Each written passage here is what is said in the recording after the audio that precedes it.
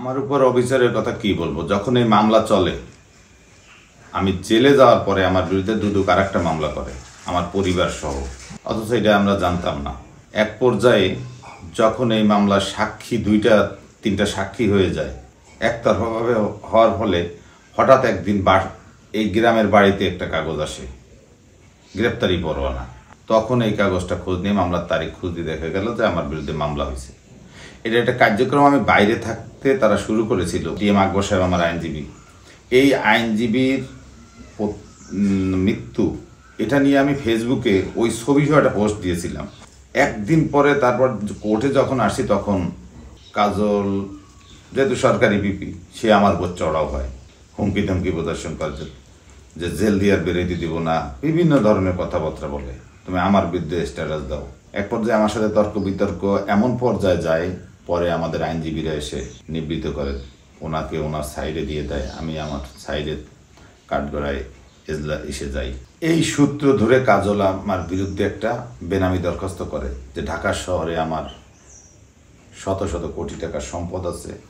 একটা আজগুবি গল্প, একটা ঠিকানা, যেহেতু দুদকের আইনে বলা আছে যে যারা তথ্য দেবে তথ্যদাতার নাম প্রকাশ করবে না, সেই সূত্র ধরে তারা একটা ভুয়া একটা ঠিকানা দিয়ে একটা দরখাস্ত করে। আমি পরবর্তী ঠিকানা খুঁজে, ওই ঠিকানা আসলে নাই। এই জিয়া চ্যারিটেবলের কথাই বলেন, এই মামলায় যে একজন লোক দরখাস্ত করেছে সেই ট্রাস্টের কেউ না, ওই নামে কোনো মানুষ খুঁজে পাওয়া যায়নি, ওই ঠিকানায় কোনো মানুষ নেই, আজগুবি। তার মানে এগুলো সবই ছিল বানানো। তা আমার ওই মামলায় যখন ওই অবস্থা যখন হলো যে আমার গ্রেপ্তারি পরোয়ানা আসলো, আমি জেলে গ্রেপ্তারি পরোয়ানা, আমরা তখন এই মামলার কাগজপত্র উঠাইলাম। এই কাগজ চিঠি পাওয়ার পরে দেখলাম দুইটা সাক্ষী শেষ। তখন এই মামলার কাগজ উঠানোর পরে আমার লয়ারের মাধ্যমে আমি আবার কোর্টে যাই। ওখানে লেখাই আছে মামলা যে বাদী, মামলার তদন্তকারী যারা আছে, ওনারা লিখছে যে আমি জিয়া চ্যারিটেবল ট্রাস্ট মামলায় দণ্ডিত হয়ে জেলে আছি।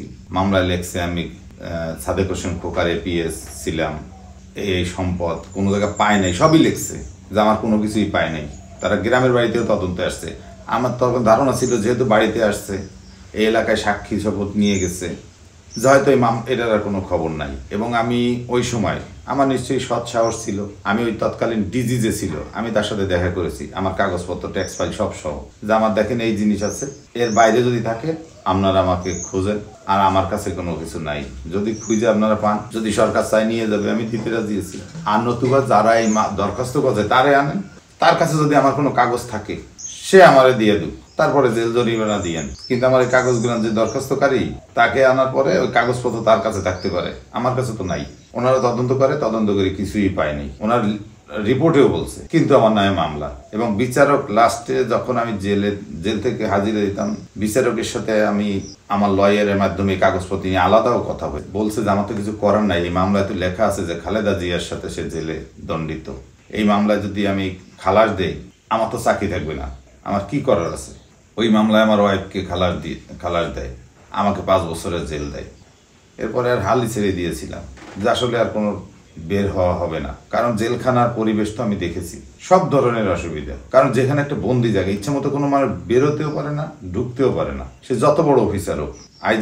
আইজি প্রিজন সাহেবও যদি চায়, সে কিন্তু সাথে সাথে ঢুকতে পারবে না, অনেক ফর্মালিটিস, কোর্টের আদেশে নিরাপত্তা হেফাজত যেতে পারে না বলেই মনে করেন যে সব ধরনের অপরাধ হয় না, কিছু কিছু হয়।